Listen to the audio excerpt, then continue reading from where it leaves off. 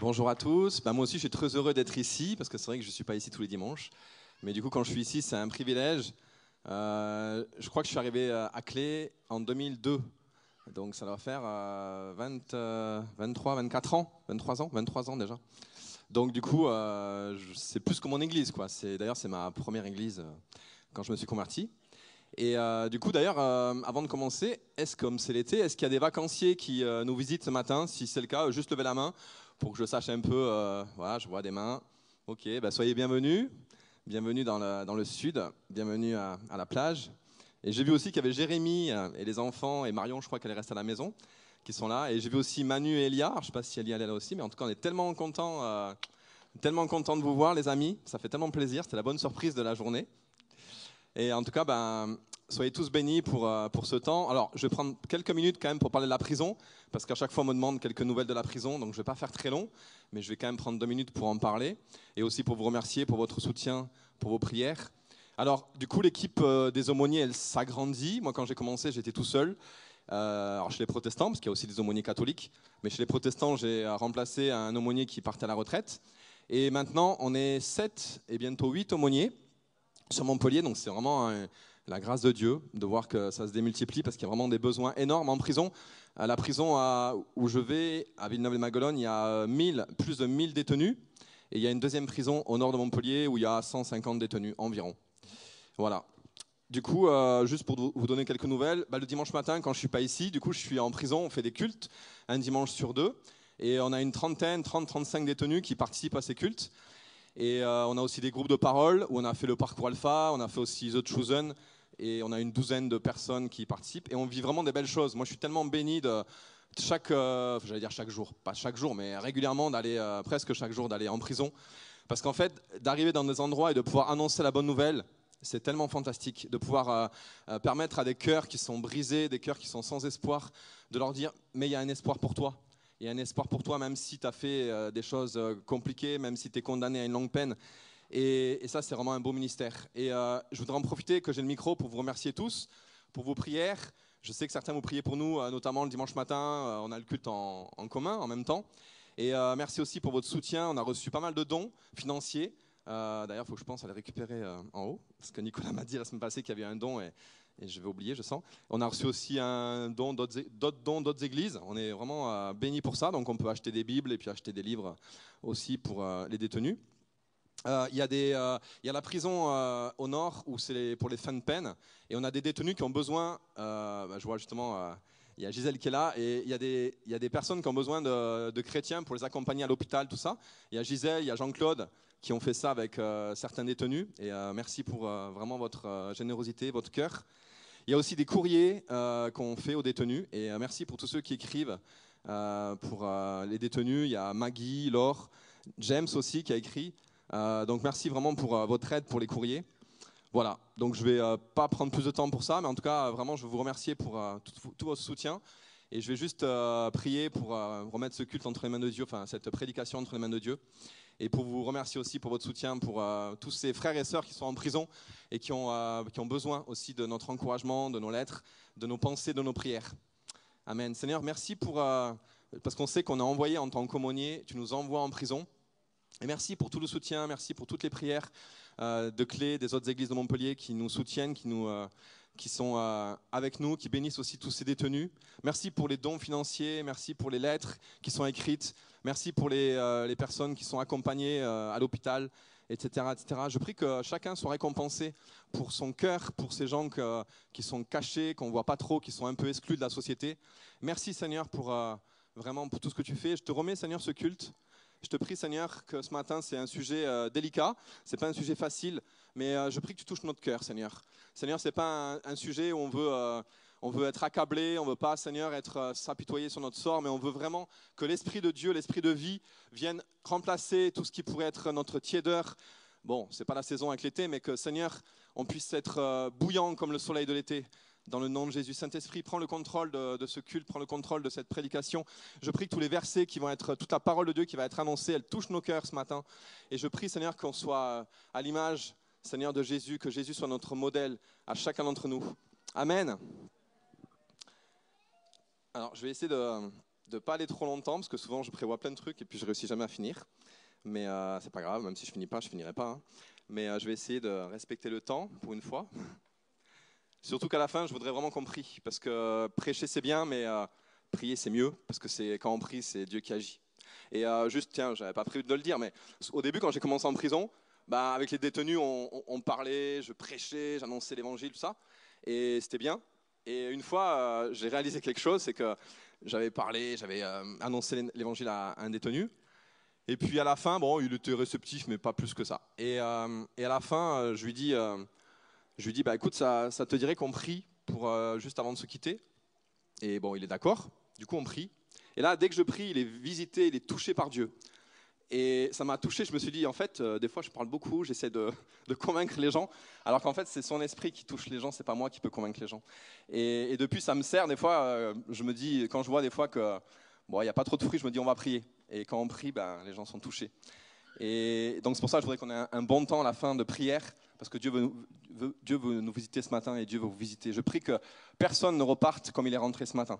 Et le sujet que je vais parler ce matin, c'est un sujet, comme j'ai dit, qui n'est pas hyper facile. C'est l'histoire de l'humanité. Vous savez, on a tous un cœur tellement endurci par la vie, endurci par l'égoïsme, endurci par le péché. Et on voit le premier homme, première naissance, on voit Caïn qui tue Abel, direct. Et on voit que voilà, il y a un cœur qui est corrompu, un cœur qui directement le meurtre, quoi. C'est pas juste des chamailleries, c'est directement le meurtre. On voit à l'époque, Dieu a dû faire le déluge pour faire un reset, parce qu'il n'en pouvait plus de voir le cœur endurci de tous les hommes et toutes les femmes qui étaient sur cette terre. Et ce matin, je prie pour que notre cœur il soit radical pour Dieu. Parce qu'on peut aller à l'église, on peut être chrétien, on va parler pas mal de David ce matin et de Saül. Et on peut être comme Saül. Saül, il était loin de Dieu. Saül, il était né de nouveau. Saül, il était comme nous. Peut-être comme la majorité d'entre nous, peut-être ce matin, vous n'êtes pas encore né de nouveau. On va prier aussi pour que vous puissiez recevoir cette nouvelle naissance. Mais je pense que la majorité d'entre vous, vous êtes nés de nouveau, comme Saül. Et pourtant, Saül, son cœur s'est endurci. Saül, son cœur s'est tellement endurci qu'il a mal fini. C'est le moins qu'on puisse dire. À la fin, ce n'était plus l'Esprit de Dieu qui était en lui, c'était des démons. Il était possédé. Il y avait des mauvais esprits qui étaient sur lui. Et ce matin, les conséquences d'un cœur endurci, c'est terrible. C'est terrible parce que des fois, ça ne se voit pas. Alors, nous, on le voit, enfin, on le voit plus ou moins nous-mêmes, mais ça ne se voit pas. C'est-à-dire que là, je ne peux pas dire un tel, il a le cœur endurci, un tel, moi, ça ne se voit pas sur mon front. Et pourtant, ça a des conséquences terribles. Et le cœur endurci, ça vient d'un cœur qui finalement se laisse aller par les choses de la vie. Et on va faire le parallèle entre Saül et David. Et David, il était connu comme l'homme selon le cœur de Dieu. Et je prie qu'on soit connu quand on sera au ciel ou quand on sera mort, que les gens se disent, un tel, il était connu comme avoir le cœur de Dieu. Amen. Alors, il y a un verset qui serait un petit peu le titre de mon message, c'est dans Hébreux 3,15. Si vous entendez sa voix, n'endurcissez pas votre cœur. Et ça, je pense, ça nous parle à chacun. Ça nous parle à tous parce que, en fait, c'est tellement facile d'endurcir son cœur. Et on va prendre plusieurs exemples de comment Saül, il a laissé son cœur être endurci. Sur des choses qu'on fait tous, sur des choses qui nous arrivent à tous. Alors la première chose, comme je l'ai dit, c'est que Saül, il a été rempli de l'onction de Dieu pour être roi. C'est-à-dire que quand Dieu, il nommait un roi, il ne le laissait pas être roi avec ses propres forces, il l'équipait de l'onction du Saint-Esprit pour qu'il soit roi, pour qu'il puisse exercer, être roi d'un pays, c'est pas rien. Hein. Moi, si je me disais, en préparant, je me suis dit, imaginons qu'il m'ait nommé roi, j'aurais tremblé, j'aurais stressé. Je me suis dit, attends, voilà, gérer un foyer, c'est pas facile, mais alors gérer un pays, gérer une nation. Et il avait besoin de l'équipement de Dieu. Comme nous, on ne peut pas marcher avec Jésus si on n'est pas loin du Saint-Esprit. Amen. Et on voit donc que Saül, il y a le prophète Samuel qui l'a oint. Donc Samuel prit le flacon d'huile qu'il avait emporté et en répandit le contenu sur la tête de Saül, puis l'embrassa et dit, par cette onction, l'Éternel t'établit chef du peuple qui lui appartient. Donc on voit, Saül au début de son ministère, il était plutôt réservé, il n'était pas très téméraire, il était assez craintif, assez peureux, et là il reçoit l'onction de Dieu, et là du coup il accepte la mission, c'est beau d'accepter, il aurait pu refuser, il accepte la mission de Dieu de s'occuper du peuple et d'être roi d'Israël. Et là on voit première chose qui va se passer, enfin première chose, elles ne sont pas dans l'ordre, hein, mais en tout cas première chose dans mon message, je vais vous le lire, c'est dans 1 Samuel 15, 30. Saül répond, j'ai péché, mais je t'en prie Samuel, traite-moi avec respect devant les anciens de mon peuple et devant Israël. Reviens avec moi, j'irai adorer le Seigneur ton Dieu. Et Samuel l'accompagne. Et là on voit que Saül il a péché, on va en parler tout à l'heure, il a fait des péchés abominables. Et là en fait, il y a le prophète qui vient lui dire, mais en fait, ce que tu as fait, c'est une catastrophe. Et lui, plutôt que de se mettre à genoux, de pleurer et de se dire, parce que juste après, Samuel lui dit, tu vas perdre la royauté. Dieu a choisi un autre homme, un autre roi. Et donc, il vient lui dire ça, tu vas perdre la royauté. Et Saül, plutôt que de tomber à genoux et de dire, waouh, j'ai fait n'importe quoi, j'ai perdu la royauté, Dieu m'a ouin pour une mission, j'ai fait n'importe quoi. Qu'est-ce qu'il fait, Saül ? Il négocie avec Samuel en disant, écoute, là, si je sors, ça va se savoir, cette histoire. Je vais perdre la face et je vais avoir une mauvaise réputation. Et du coup, je n'ai pas envie de ça. Viens avec moi. Et en gros, on fait ami-ami et tu m'accompagnes et comme ça ne se verra pas. Vous vous rendez compte la dureté de son cœur ? C'est-à-dire qu'il s'en fiche de savoir qu'il a trahi Dieu, que Dieu lui dit, j'ai changé d'idée, tu ne seras plus le roi, ça sera un autre qui va prendre ta place. Et lui, ce qui l'intéresse, c'est de ne pas perdre la face devant les hommes. C'est terrible. Et en fait, ça, ce n'est pas Saül. Ça, c'est nous. Ça nous ressemble à nous. Pourquoi ça nous ressemble à nous ? Parce que pas plus tard que dans 20 minutes, en fait, quand on va prier, on va faire un appel, je vais faire des appels, et il y a des choses, ça va vous parler, ce sera peut-être pour toi. Et là, peut-être qu'il y a quelque chose, Dieu va te parler. Et là, dans le moment où on va faire ce temps, je vais te dire, si tu veux, fais quelque chose devant Dieu, peut-être avance-toi devant, et mets-toi à genoux devant Dieu devant. Et là, tu vas te poser la question, tu vas dire, attends, là, il vient de dire qu'on doit aller devant pour se repentir de telle ou telle chose. Tout le monde va me voir, tous les yeux vont me voir que je suis devant, et du coup, les gens vont savoir que je ne suis pas un saint, n'est-ce pas ? Donc en fait, ce qu'a vécu Saül, on le vit aussi tout le temps. Parce qu'on aime bien quand même notre fierté, notre réputation. Elle compte, notre réputation. Sauf qu'en vérité, notre réputation, elle ne devrait pas compter. Quand on voit au contraire l'exemple de David, sa réputation, il s'en fiche. David, on voit, c'était une bonne nouvelle, c'était pas pareil que Samuel qui annonce une mauvaise nouvelle à Saül, mais David, il ramène l'arche à Jérusalem, il est tout joyeux, et il fait la fête, il danse, et là, on voit, il danse à moitié nu, parce qu'en fait, il était tellement joyeux que du coup, il n'avait pas honte. Il n'avait pas honte de se dire, je suis le roi, du coup, j'ai un certain standing, je dois être habillé comme un roi. Non, il était là, et en fait, il était habillé à moitié nu, et il n'avait pas honte. Parce qu'il s'en fichait de sa réputation. Pourquoi ? Parce qu'il était un vrai fils de Dieu. Il était un vrai enfant adopté par Dieu. Saül, je ne suis pas sûr qu'il est vraiment resté cet enfant de Dieu. Je ne suis pas sûr que Saül, il est resté dans cette adoption d'enfant de Dieu. Et ce matin, un des appels que j'avais reçus en préparant ce message, je sais qu'ici, il y en a plusieurs parmi vous. Vous connaissez Dieu comme un père, mais c'est que intellectuel. Et vous vous battez avec ça depuis peut-être des années. De dire, je sais que Dieu c'est mon père, je le crois, j'ai la foi pour ça, mais dans les faits, dans mon cœur, j'agis pas comme un enfant adopté. J'agis encore comme un orphelin. Et on va voir après comment on peut savoir si on agit comme un enfant adopté ou comme un orphelin. Mais Saül, la façon dont il a agi, je ne pense pas qu'il avait trop le cœur d'adoption quand il a agi comme ça. Parce que sa réputation, elle comptait plus que de faire la peine à Dieu. Et en fait, quand on est encore orphelin, en fait, ça compte pour nous de ne pas perdre la face. Ça compte de ne pas... Pourquoi ? Parce que notre valeur, c'est quoi ? Si je te pose la question, qu'est-ce qui définit ta valeur ? Ah, ne me réponds pas. Mais peut-être certains, vous allez vous dire, ma valeur, par exemple, ça serait peut-être que je suis chrétien. Ma valeur, c'est que y a des gens, ils sont athées, ils ne sont pas à l'église ce matin, moi je suis chrétien, donc j'ai de la valeur. Peut-être tu vas dire, ma valeur, c'est quand même un peu mon métier, et c'est bon, hein. Tu vas dire, ma valeur, c'est telle ou telle chose. Ma valeur, c'est par exemple, j'ai réussi telle ou telle chose dans ma vie. Mais toutes ces choses-là, en fait, c'est pas que c'est mauvais, mais si c'est ça qui définit ta valeur, tu as peut-être un cœur d'orphelin. Parce que la seule chose qui doit définir ta valeur, c'est d'être enfant de Dieu. Quand tu es enfant de Dieu, tout le reste, ça compte pour rien. Moi, franchement, on pourrait tout m'enlever sur terre, mais la seule chose que je ne voudrais pas qu'on m'enlève, c'est cette adoption. C'est le fait que je suis enfant de Dieu. Et il y a un verset qui dit que nul ni personne ne peut me séparer de l'amour de Dieu. Personne ne peut enlever cette relation que j'ai avec mon Père. Personne. Je peux tout perdre. Là, je peux sortir, rentrer à la maison, avoir un accident, perdre mes jambes. Je peux perdre des gens de ma famille. Je peux perdre la santé. Je peux tout perdre. Mais la seule chose que je ne pourrai jamais perdre, c'est cette relation avec mon papa du ciel. Et ça fait mon identité.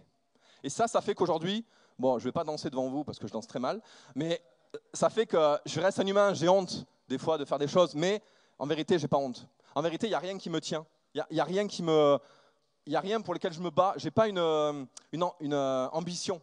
J'ai une ambition démesurée pour le Seigneur. J'ai une ambition pour que l'enfer se vide et que le paradis se remplisse, ça oui. Mais je n'ai pas une ambition pour ma carrière, je n'ai pas une ambition pour mon poste, mon titre, je n'ai pas une ambition pour prendre du grade. Tout ça, je m'en fiche. Je n'ai pas une ambition pour être aimé des gens. Je n'ai pas une ambition pour que les gens ils m'applaudissent, que je sois, je ne sais pas trop quoi, un grand aumônier, j'en sais rien. Ma seule ambition, c'est d'être un bon fils pour mon papa et de ne pas le décevoir. Et quand mon papa il me dit qu'il n'est pas fier de moi ou qu'il n'est pas content pour ça, je suis triste. Quand je déçois Dieu, quand je vois mon cœur qui se refroidit, je suis triste. Parce que je me dis, mais c'est la chose la plus importante pour moi et pourtant, mon cœur, il s'endurcit. Et j'avais à cœur de parler de ce message parce que nos cœurs, ils s'endurcissent tellement. Il y a quelques temps, il n'y a pas très longtemps, j'étais, je sais plus ce que je lisais, j'étais dans la Bible, et à un moment donné, je ne sais plus quel verset je lis. Et là, je réalise, je crois que c'était un verset qui parlait du fait d'avoir un cœur entier pour Dieu. Et là, je réalise qu'en fait, mes pensées, mes préoccupations, elles sont divisées par plein de choses. Je réalise en fait que dans ma tête, je suis quand même beaucoup sur mon téléphone et que dans mes pensées, il y a beaucoup de choses sur des nouvelles, sur des WhatsApp, sur des trucs comme ça. Et je voyais que dans ma journée, en fait, ça me prenait beaucoup de pensées. C'est pas mauvais. Mais je voyais que ça prenait une place que ça ne devait pas prendre. Bien sûr qu'il faut s'occuper des gens, il faut appeler, on est dans le monde relationnel. Mais je voyais, par exemple, tout ce qui était aller sur Internet, surfer, des trucs comme ça. Je voyais que c'était des trucs qui me prenaient du temps, et pas que c'était important pour moi, mais que ça me volait des pensées. Et je voyais que du coup, que je n'étais pas entier pour Dieu. Et que mon cœur, il était comme divisé en plusieurs morceaux, et qu'en fait, il y avait une partie que je ne donnais pas à Dieu. Et j'ai dit, waouh, c'est grave, en fait, le téléphone, ça nous prend tellement la place de Dieu. Et ça peut refroidir notre cœur. Les réseaux sociaux, le téléphone, aujourd'hui, on est dans un monde où il y a tellement de sollicitations. Et ça peut être un frein à notre relation avec Dieu. Et là, depuis, je me bats, ça fait quelques mois, je prie pour ça. Et je me dis, je veux me débarrasser de ça. Je ne veux pas de ça, parce que je veux tout pour le Seigneur.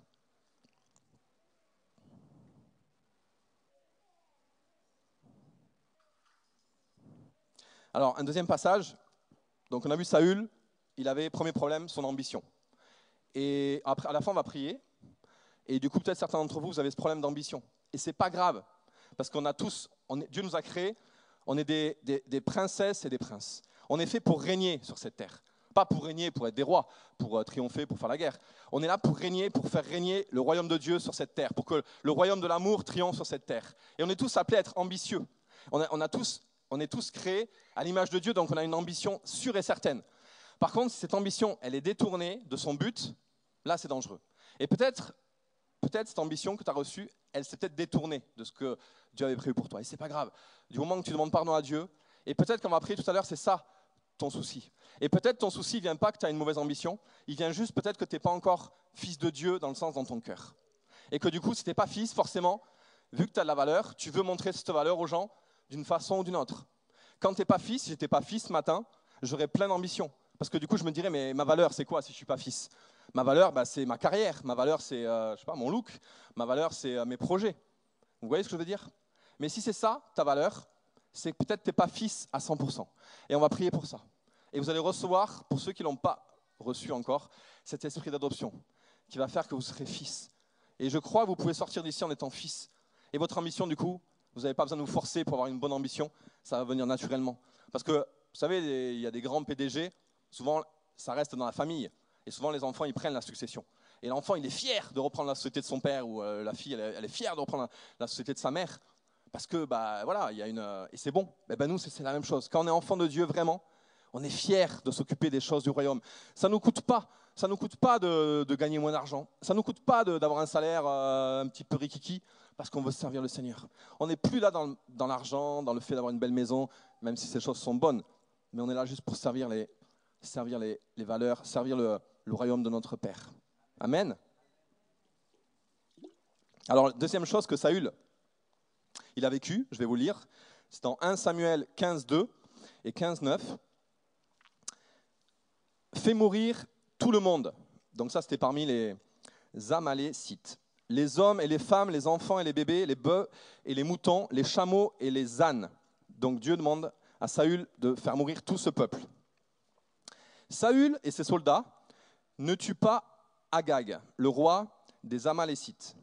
Ils ne tuent pas non plus les plus beaux animaux, les moutons, les bœufs, les gros animaux et les agneaux. Ils gardent tout ce qui est bon, ils tuent seulement ce qui ne vaut rien, ce qui ne peut pas servir. Donc là, on voit une désobéissance. Dieu dit clairement à Saül, ce peuple, tu vas l'exterminer, il n'y a pas de quartier, tu extermines à la fois les hommes, les femmes, les enfants, les animaux, le troupeau, les richesses, vous brûlez tout. Et Saül et les soldats, eux, ils respectent à 80%, ils tuent tout le monde sauf le roi, et ils gardent le bétail, le bon bétail pour eux, parce qu'ils disent c'est du gâchis. Et là, en fait, le deuxième point qui peut corrompre notre cœur et qui a corrompu le cœur de Saül, c'est la convoitise. Et la convoitise, on est dans un monde, je crois que peut-être qu'on est dans le monde aujourd'hui au XXIe siècle, il n'y a jamais eu autant de convoitise sur Terre. Je ne sais pas, peut-être je me trompe. Mais j'ai l'impression que tout est fait pour qu'on convoite quelque chose. J'ai l'impression, et ça sera peut-être pire dans 5, 10, 15 ans. Mais aujourd'hui, dans un monde où il y a tellement de convoitise, et aujourd'hui, c'est dur, à moins de fermer les yeux, d'être sur la Lune, d'être sur une autre planète, c'est dur de ne pas être tenté par les convoitises. Il y a tellement de choses. Et ça a tué Saül. Parce que Saül et le peuple et les soldats, parce que les soldats aussi, ils ont fait ça. Mais la convoitise, les distractions, ça a endurci leur cœur. Et il y a un verset, Paul, il écrit à Timothée, et ce verset, il est douloureux, mais il faut quand même le dire. C'est dans 2 Timothée 3,4. Il est dit que les hommes étaient enflés d'orgueil, aimant le plaisir plus que Dieu. Et moi, à chaque fois que je lis ce passage, je me dis, waouh, j'en suis où par rapport à cette histoire-là? J'en suis où par rapport à cette histoire? Est-ce que j'aime Dieu plus que le plaisir? Le plaisir, c'est bon. Dieu a créé le plaisir. Quand je mange, Dieu a voulu que quand je mange, j'ai du plaisir. Quand je dors, voilà, quand je fais l'amour, Dieu a prévu que ce soit des bonnes choses. Mais est-ce que le plaisir, c'est mon mode de vie? Est-ce que je vis pour le plaisir? Est-ce que je me lève le matin ou dans ma journée, je me dis « il faut que j'ai mes petits temps de plaisir ». Est-ce que j'aime plus le plaisir que Dieu? Et là, ça fait mal. Là, ça pique. Parce que pourquoi ils ont gardé les meilleurs animaux? Ils ont vu ce trésor, là, ils ont vu ces belles bêtes. Ils se sont dit « mais quel gâchis de les tuer !» Et en fait, ils ont négocié, ils se sont dit « ça va, Dieu, il s'en fiche si on les garde. En plus, on va les offrir en sacrifice. » Et la convoitise, elle est très subtile. Parce qu'on a tous des convoitises. Alors, ce n'est pas les mêmes convoitises pour chacun. Mes convoitises ne sont pas tes convoitises. On a tous des convoitises différentes. Mais nos convoitises, c'est un danger pour endurcir notre cœur. C'est vraiment un danger. Et là, il y a Pierre qui nous dit, dans 1 Pierre 2,11, « Soyez, considérez-vous comme des étrangers et des voyageurs sur la terre, à vous abstenir des convoitises charnelles qui font la guerre à l'âme. » Là, Pierre, il nous dit quoi? Il nous dit, considérez-vous comme des étrangers. Considérez-vous comme de passage sur cette terre. Ce n'est pas notre demeure définitive. Mais des fois, nous, on a l'impression, on a fait une maison, on a un beau jardin, on a créé quelque chose, on se dit, ça y est, j'ai créé quelque chose, c'est ma destination, on est heureux d'être là. On a peut-être, dans le business, ça marche bien, bref. Et toutes ces choses, en fait, on n'est que de passage. C'est-à-dire que toutes ces choses, même si vous êtes propriétaire de votre maison, de votre appart, vous n'êtes que de voyage, vous n'êtes que en Airbnb, chez vous. Parce qu'en fait, on n'est que de passage chez nous. Mais des fois, on oublie. Et on oublie pourquoi? Parce qu'on doit s'abstenir des convoitises. Et des fois, on est bien, on est installé, on est dans le confort. Et le confort, ça peut être pareil, quelque chose qui vient séduire notre cœur et qui fait qu'on ne transpire pas pour l'évangile, on ne transpire pas pour sauver tous ceux qui ne connaissent pas encore le Seigneur. Et il y a marqué que Pierre, il parle de guerre. Donc la guerre contre les convoitises, c'est violent. Et peut-être que toi, quand on va prier tout à l'heure, peut-être pour toi, ton cœur, ce qui fait que ton cœur est endurci, c'est peut-être les convoitises. Même, je suis sûr, c'est les convoitises. Parce que si on lève la main, 100% des hommes, on a des convoitises. Mais ces convoitises, est-ce qu'elles prennent le pas sur Dieu? C'est ça qui est dangereux. Qu'on ait des convoitises, c'est humain. Mais qu'on reste attaché à ces convoitises, là, c'est un danger. Troisième point, alors je vais vous lire, là, encore dans 1 Samuel 15, 15.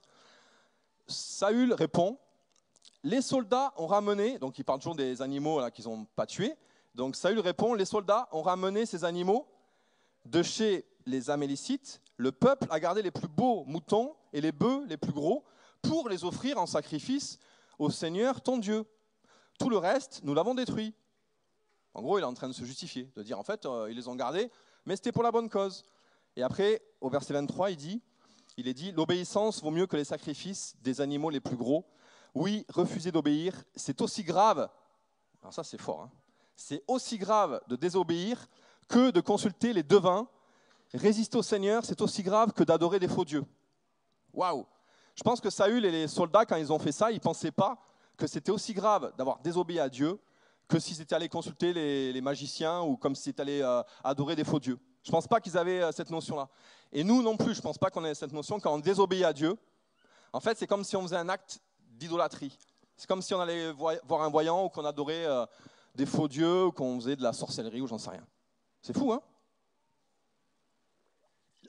Et là, le point que je veux souligner, ce n'est pas la sorcellerie. Enfin, ça pourrait, hein, parce que la désobéissance, c'est la sorcellerie. Mais c'est le fait de la mauvaise foi. La mauvaise foi de Saül. Samuel, il vient lui dit attends, mais c'est toi le chef. Attends, ils n'ont pas respecté, t'as pas respecté ce que je t'ai demandé de faire. Ah, mais c'est pas ma faute, c'est les soldats. Ils ont vu les animaux, là, ils les ont gardés. Et ça vous rappelle rien, ça? C'est pas ma faute, c'est la faute des soldats. Voilà, Adam. Adam, ah, mais c'est pas ma faute, hein. C'est la femme que tu m'as donnée là, elle a fait n'importe quoi. Hein. Franchement, c'est elle la coupable, moi j'y suis pour rien. Et la femme, pas mieux. Ah mais c'est pas ma faute, c'est le serpent. C'est le serpent qui m'a influencé, là. Il m'a dit, ce fruit était tellement magnifique. En fait, ça c'est l'être humain. Ce qui endurcit notre cœur, c'est pas ma faute. C'est oui, c'est vrai, t'as raison, mais. Et vous savez, le mais, il est plus important que le oui. Oui, oui, je suis coupable, tu sais, je suis avec ma chérie. Oui, oui, chérie, t'as raison, oui, t'as raison, j'aurais dû jeter la poubelle, t'as raison, je l'ai pas fait. Mais j'ai eu un coup de fil qui est tombé juste au mauvais moment. C'est pas ma faute, c'est la faute du coup de fil. Vous savez, le oui mais, en fait c'est oui mais je suis pas responsable. Oui, je suis coupable mais pas responsable. Voilà, je dois être acquitté. Et ça c'est l'être humain. Et ça c'est grave. Parce que c'est exactement le contraire par contre de l'attitude de David. David il était juste incroyable. Quand on lit les psaumes, David il était juste incroyable par rapport à un cœur qui reconnaissait son péché, un cœur qui reconnaissait toutes ses erreurs. Et je vais vous lire quelques passages de David, vous les connaissez par cœur, mais c'est tellement beau. Il dit dans le psaume 32, « Tant que je me taisais, mon cœur dépérissait. Je gémissais toute la journée, car nuit et jour, ta main pesait lourdement sur moi. Ma vigueur avait fait place à la sécheresse de l'été. Mais je t'ai fait connaître mon péché. Je n'ai pas caché ma faute. J'ai dit, j'avouerai mes transgressions à l'Éternel. Et tu as pardonné mon péché. » Et on voit le cœur de David, c'est énorme, le cœur de David. Quand on fait le parallèle entre David et Saül, c'est incroyable, c'est juste incroyable de voir la différence entre les deux. Et encore un passage dans le psaume 51. « Oui, je reconnais mes torts, mon péché est toujours devant moi. Contre toi et toi seul j'ai péché, ce qui est mal à tes yeux je l'ai fait. Ainsi tu as raison quand tu décides, tu es sans défaut quand tu juges. Oui, depuis ma naissance, je suis marqué par le péché, depuis le ventre de ma mère, je suis plongé dans le mal. » David ne cache pas sa faute. Et si Saül avait reconnu ses erreurs, il n'aurait sans doute pas perdu la royauté. Mais son cœur, il s'est tellement déchargé sur les soldats, il n'était pas coupable de rien. Saül était coupable de rien. Et il y a un autre verset qui montre aussi le cœur de David. Et ce verset, il est trop beau. Parce que la solution à un cœur qui se justifie, on en a déjà parlé, mais elle est dans ce psaume, le psaume de 51, il est magnifique. Donc je lis ce que David dit. Il dit, alors David, quand il dit ça, vous connaissez, hein, David, il a couché avec Bathsheba, il a tué Uri, et donc il a fait à la fois genre de... On ne sait pas trop si c'était un viol ou pas, bon bref, parce qu'en fait c'était quand même un peu de force qu'il a pris cette femme, il a tué son mari, donc David, au niveau culpabilité, c'était pas un petit morceau, c'est pas juste j'ai volé 2-3 bœufs à un peuple étranger, hein. C'était grave ce qu'il a fait. Mais David, il arrive, malgré ce qu'il a fait, moi j'aurais fait ça, je ne sais pas si j'aurais pu faire cette prière aussi facilement que David, mais David il dit, ô Dieu, psaume 51, verset 3, « Ô Dieu, aie pitié de moi à cause de ton amour. Ta tendresse est immense. Efface mes torts. Lave-moi complètement de mes fautes et de mon péché. Purifie-moi. » C'est énorme. Il dit « Ta tendresse est immense. » David, il a fait des choses affreuses. Il a fait des choses atroces. Mais il vient devant son Dieu. Il dit « Ta tendresse est immense. » Et il dit « Toi, tu peux me laver de mes fautes. » En fait, qu'est-ce qu'il est en train de faire, David ? Il est en train de venir devant Dieu en tant que fils. Il dit, je sais ce que j'ai fait, c'est terrible. Je sais que je suis un misérable. Je sais que c'est catastrophique ce que j'ai fait. Mais je sais que ta tendresse, elle est immense. Je sais que tu es un bon papa et je sais que tu ne vas pas me renier. Même si j'ai couché avec cette femme, même si j'ai commis l'adultère, même si j'ai tué son mari, même si j'ai fait des choses affreuses, Seigneur, tu es mon papa et je sais que tu peux effacer ma faute. Je sais que tu peux me pardonner et je sais que tu m'aimes malgré tout ce que j'ai fait. Et Seigneur, merci parce que je sais que quand je viens devant toi, comme avec ma repentance, avec ma honte, avec ma culpabilité, je sais que je ne veux pas cacher mes péchés devant toi, mais je sais que celui qui ne cache pas ses péchés devant toi, eh ben, Seigneur, tu effaces ses péchés. Et David, il savait ça, pas parce qu'il avait lu dans la Bible, pas parce qu'il avait entendu dire, mais parce qu'il était fils. Il était fils. Un cœur de fils, un cœur adopté, ça change la vie. Ça change la vie. Et moi, cette prière de David, combien de fois je l'ai fait ? Combien de fois je suis arrivé devant Dieu et j'ai dit, Seigneur, je suis tellement pas digne de toi, je suis tellement pas digne, ça fait 20 ans, plus de 20 ans que je suis chrétien et je fais encore des erreurs de débutant. Et Seigneur, jusqu'à quand tu vas me supporter, mais jusqu'à quand tu vas m'appeler encore ton fils ? Mais je sais que tu ne vas jamais me renier, mais je sais, Seigneur, que tu m'aimes toujours et toujours et toujours. Parce que ton amour, tu l'as décidé. Vous savez pourquoi Dieu nous aime ? D'ailleurs, ça c'est une bonne question. Ce n'est pas de moi, hein, je l'ai lu l'autre jour. Est-ce que vous savez pourquoi Dieu nous aime ? C'est pas facile hein, la réponse. Alors je vais vous le dire parce que je pense que personne ne va réussir à trouver. En fait, Dieu nous aime parce qu'il nous aime. Mais j'ai lu ça l'autre jour. Dieu nous aime parce qu'il a décidé de nous aimer. Dieu ne m'aime pas, Dieu ne t'aime pas parce que tu le mérites. Dieu ne t'aime pas parce que tu es chrétien. Dieu ne t'aime pas parce que tu t'es réconcilié avec lui. Dieu ne t'aime pas parce que tu fais du bien autour de toi. Dieu, il t'aime parce qu'il a choisi de t'aimer. Et David, il avait conscience de ça. David avait conscience que, parce qu'il avait l'assurance d'être un fils, alors il ne cachait pas sa faute devant Dieu. Contrairement à Saül, qui cherchait des excuses. Saül qui disait, mais c'est pas ma faute, c'est la faute des soldats. Moi, j'y suis pour rien. En plus, ils l'ont pris, mais c'est pour faire des sacrifices. La mauvaise foi de Saül, mais en fait, c'est notre mauvaise foi. C'est pas Saül qui a une mauvaise foi, l'être humain a une mauvaise foi. Moi, j'avais aussi beaucoup de mauvaise foi. J'étais très fort pour me justifier. Mais de ne pas cacher, de ne pas se taire et de ne pas se trouver d'excuses, c'est tellement important. Et le dernier point, après on va prier. Je vais aller très vite dans le dernier point. Je vous lis quand même dans 1 Samuel 13, 8. Donc là, c'est un autre passage. Donc vous allez comprendre. Toute son armée tremble de peur. Pendant 7 jours, Saül attend Samuel. En effet, Samuel lui a donné rendez-vous, mais lui-même ne vient pas à Gilgal au moment fixé. Les soldats qui devaient livrer bataille abandonnent Saül et s'en vont de tous côtés. Alors Saül commande de préparer les animaux pour le sacrifice complet et pour les sacrifices de communion. Puis il offre lui-même le sacrifice complet. Au moment où il termine cette cérémonie, Samuel arrive. En fait, avant de partir au combat, il devait faire un sacrifice pour Dieu, pour avoir la faveur de Dieu. Et d'ailleurs, Saül, il le savait, parce qu'il dit qu'il avait décidé de faire lui-même le sacrifice complet pour avoir la faveur de Dieu. Et là, le peuple qui voit que Samuel n'est pas là pour faire le sacrifice, il commence à trembler, à avoir peur. Ils se sont dit, mais ça fait 7 jours qu'on l'attend, il ne viendra jamais, on va perdre la bataille, on va tous mourir. On va tous mourir, donc ils partent tous. Et là, Saül a une idée brillante. Alors c'est brillant, hein, parce que quand on lit la loi, c'est très brillant. Il se dit, moi, voilà, je vais faire moi-même le sacrifice. Ce qui est interdit de chez interdit. Enfin voilà, on ne fait pas, n'importe qui s'improvise pas pour faire un sacrifice. Mais il se dit, vu que Samuel est en retard, je vais faire le sacrifice, c'est une bonne idée. Comme ça va rassurer toute l'armée. Comme ça, j'obtiens la faveur de Dieu et le tour est joué. Et là, en fait, Samuel, il lui dit, quand il entend ça, il lui dit, mais t'es fou, toi t'es un fou. Je pensais que t'étais un roi, t'étais ouin, mais t'es fou. Tu fais n'importe quoi. Et là, en fait, qu'est-ce qui s'est passé dans le cœur de Saül ? C'est que comme Dieu l'avait abandonné, comme Dieu avait changé d'objectif, il avait pris sa royauté, il l'avait donné à David, il a perdu du coup l'onction, du coup il cherchait lui-même ailleurs. Et d'ailleurs, on voit plus tard qu'il va consulter des voyants, qu'il va chercher... Et là, en fait, ça nous parle de nous aussi, que des fois, on va chercher ailleurs qu'auprès de Dieu la solution. Et que des fois, en fait, ça endurcit notre cœur de ne pas lui faire confiance. Moi, j'aime bien, souvent, quand on parle de Dieu, qui est un papa, si, par exemple, un enfant, il rentre à la maison, et puis il s'est fait taper à l'école, il est petit, ou alors encore, il s'est fait voler ses billes. Il rentre à la maison, mais il ne veut pas le montrer à son père. Il dit, il faut que je sois fort, c'est mes problèmes, je ne veux pas embêter mon papa avec ça, ou ma maman, et il ne le dit pas. Et ça dure pendant plusieurs jours. Et un jour, la maîtresse, elle convoque les parents, et elle dit, voilà, votre fils, à l'école, il n'est pas bien, il est en dépression, je ne sais pas ce qu'il a depuis quelques jours. Ah bon, on n'a rien vu, nous. Bon, alors il ramène le petit à la maison, il lui dit, mais qu'est-ce qui t'arrive, comment ça se fait que tu ne vas pas bien depuis quelques jours? Et là, le petit pleure et il dit, oui, en fait, je me fais harceler à l'école, il me pique tout le temps mes billes et tout, machin.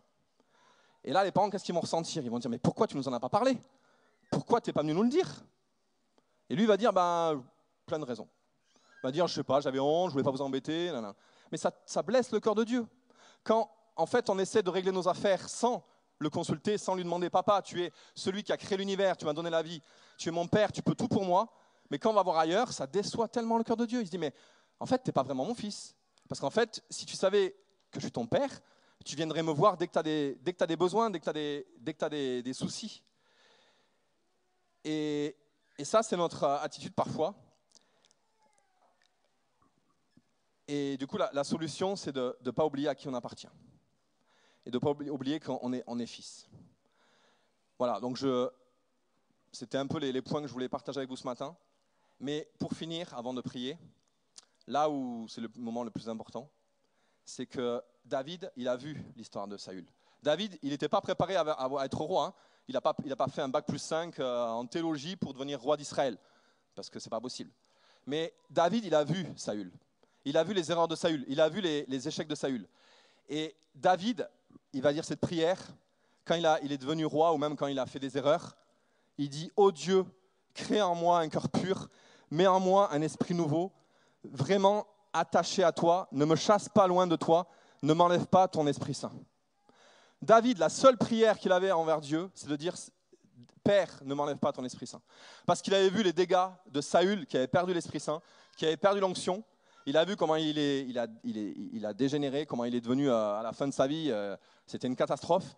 Et David a supplié Dieu en disant « Ne m'enlève pas ton Saint-Esprit. Ne m'enlève pas la chose la plus précieuse. » Et même, au début, il dit « Crée en moi un cœur pur. » On en revient à ce cœur.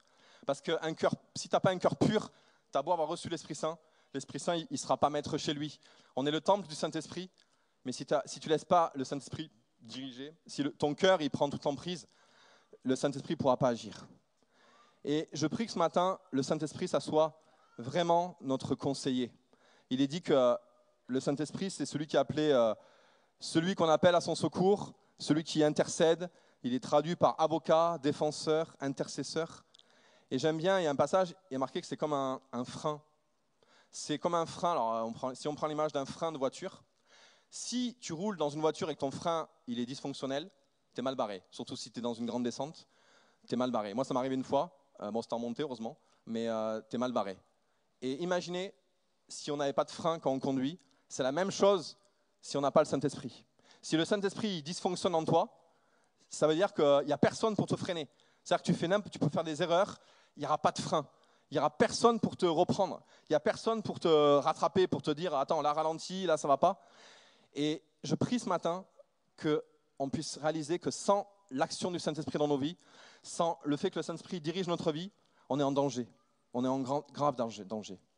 Et je prie ce matin que notre prière, ce soit comme celle de David, de dire « Ne me retire pas ton Saint-Esprit. » Alors, Dieu ne va pas nous retirer son Saint-Esprit. On peut attrister le Saint-Esprit. On peut faire qu'il est moins actif parce que du coup, on désobéit. Mais le Saint-Esprit, il ne fait pas des allers-retours. Pas parce que tu pêches que le Saint-Esprit il quitte et qu'il revient. Moi, au début, je pensais ça. Je pensais qu'il fallait parce que des fois, on priait et on entendait « Viens, Saint-Esprit ». Alors je me disais « peut-être que j'ai perdu le Saint-Esprit parce qu'on prie pour que je reçoive le Saint-Esprit ». En fait, le Saint-Esprit, quand tu l'as reçu, tu l'as reçu. Après, tu peux l'attrister, tu peux l'affaiblir, tu peux le limiter, mais le Saint-Esprit, il est là. Mais par contre, on peut limiter l'action du Saint-Esprit. Et je vais juste vous inviter tous à peut-être vous lever. On peut juste rester les yeux fermés. Et ça va être le moment le plus important de ma prédication. C'est le moment où on va laisser Dieu agir. Et dans tout ce que j'ai lu, dans tout ce que j'ai dit, il y a une chose qui est pour toi. Et quand j'ai préparé ce message, j'avais vraiment à cœur un point sensible encore. mais je vais quand même vous le partager. C'est que certains d'entre vous, peut-être, vous êtes dans un péché régulier, un péché récurrent. Un truc, vous ne pouvez pas vous en sortir. Moi, quand je suis en prison, j'en vois tous les jours. Des gens qui sont dans des addictions, la drogue, le sexe, la violence, la colère, la dépression, enfin, peu importe. Mais il y a quelque chose, moi à l'époque, par exemple, j'avais la dépression. J'étais addict à la dépression. Alors, c'était pas volontaire, mais j'arrivais pas à me libérer de cet esprit de dépression. C'était quelque chose avec lequel je luttais, j'étais toujours triste, j'étais jamais content, voilà. Et je crois qu'il y a peut-être plusieurs ce matin, tu luttes avec un péché, tu n'arrives pas à t'en sortir. Ça dure depuis des mois, des années, et en fait, tu voudrais t'en séparer, mais tu n'arrives pas à t'en séparer. Et en fait, ce péché, tu es découragé. Parce que quand ça dure, au bout d'un moment, on n'a plus la foi, on perd la foi. Et tu te sens aussi isolé, parce que tu as honte de ce péché. Tu as honte. Et tu te dis, mais si là, Olivier, il fait un appel, moi, je ne vais pas m'avancer parce que j'ai honte que les gens y sachent. Et ce que je veux te dire ce matin, c'est qu'on a vu pour Saül, il avait cette fierté. Il avait cette fierté qu'il voulait préserver son paraître, il voulait préserver sa réputation. Et je te supplie ce matin, n'essaye pas de préserver ta réputation. Il vaut mieux, en plus c'est pas grave, on a tous fait de la même chair, on est tous fait de la même façon. Il n'y a pas un péché qui n'est pas connu, c'est pas un péché nouveau, on est tous passés par les mêmes choses, plus ou moins. Et il n'y a pas de honte à être dans le péché. Est-ce que l'équipe des musiciens, vous pouvez venir sur scène, s'il vous plaît ? Et en fait, je crois qu'aujourd'hui, c'est le temps où Dieu veut te libérer de ce péché. Il veut te libérer de cette addiction ou de cette chose qui te pourrit la vie parce que tu es esclave de ce péché. Tu aimes Dieu, tu marches avec Dieu, mais tu es esclave de ce péché. Et si c'est ton cas, je ne vais pas faire un appel pour que tu viennes devant tout de suite, mais on va faire un appel pour plusieurs choses et tu pourras venir. Et je ne dis pas que tu dois demander la prière à quelqu'un, mais en tout cas, ne sois pas seul, ne reste pas seul. Il y a marqué dans la Bible de confesser nos péchés les uns aux autres. Ne reste pas seul. Trouve quelqu'un en qui tu as confiance et confesse-lui ton péché. Dis-lui que c'est possible. Dis-lui que tu vas pouvoir triompher de ce péché. Et il y a un passage que j'aime beaucoup. C'est quand Paul il dit mais qui me libérera de ce corps de péché? Qui me libérera de cette misère? Qui me libérera de moi-même? Et là, il crie, mais gloire à Dieu, Jésus me libère de ce péché. Jésus me libère de ce corps de pécheur. Et je te supplie de crier à Dieu. Ne regarde pas que sur ton addiction, ne regarde pas que sur ton péché, mais regarde à la croix. Regarde à Jésus. Des fois, on est trop focalisé sur notre problème, on est trop focalisé sur... Et regarde à Jésus. Regarde à Jésus et crois, comme a dit Paul, crois que tu peux être libéré de ce péché. Crois que c'est possible. On a parlé beaucoup de l'esprit d'adoption. Si pendant que je parlais, le Saint-Esprit t'a dit, c'est vrai, je fais la prière du Notre Père, j'appelle Dieu mon Père, mais en fait, mon Père, ce n'est pas vraiment mon Père dans mon cœur. Mon Père, c'est mon Père en théorie. Peut-être que ce matin, tu luttes avec ça parce que tu as eu un papa qui était difficile. Tu as eu des relations difficiles avec ton papa. Et du coup, tu as du mal avec l'esprit d'adoption. Tu as du mal avec le fait que Dieu soit ton Père en réalité. Et comme on a vu la différence entre Saül et David, le fait qu'il était fils de Dieu, sa vie, il a fait des péchés, mais il a fait des erreurs, il a fait des catastrophes, mais il a fait des choses glorieuses parce qu'il savait qu'il était en Christ. Il savait qu'il était fils de Dieu. Et je vais faire un deuxième appel, on va faire les appels, vous allez tous venir en même temps, mais c'est peut-être ça pour toi ce matin. C'est le fait de recevoir l'esprit d'adoption. Et l'esprit d'adoption, Dieu, c'est prévu pour toi. C'est prévu. Ce n'est pas quelque chose que Dieu a prévu pour certains et pas pour d'autres, c'est prévu. Et je vois tellement de gens, tellement de chrétiens qui n'ont pas reçu cet esprit d'adoption, qui sont encore comme des orphelins, qui se comportent comme des orphelins. Si tu veux préserver ta réputation, si tu as du mal peut-être tu souffres de rejet. Et ce rejet, c'est parce que tu n'es pas encore adopté par le Père. Et si c'est ton cas, on va aussi prier pour ça. Et peut-être aussi que tu n'as jamais fait cette alliance avec Jésus, peut-être que tu n'as jamais donné ta vie à Jésus, peut-être j'ai parlé de beaucoup de choses, mais peut-être que toi en fait, tu es peut-être nouveau, tu es peut-être la première fois que tu viens à l'église et tu n'as jamais donné ta vie à Jésus. Tu marches tout seul, tu es aussi comme un orphelin du coup, et tu voudrais connaître l'amour de Dieu, tu voudrais dire, Jésus, j'ai envie de devenir ton enfant, j'ai envie de recevoir l'amour de Dieu, et peut-être tu peux t'approcher pour qu'on prie pour toi, pour que tu puisses aussi rentrer dans la famille de Dieu.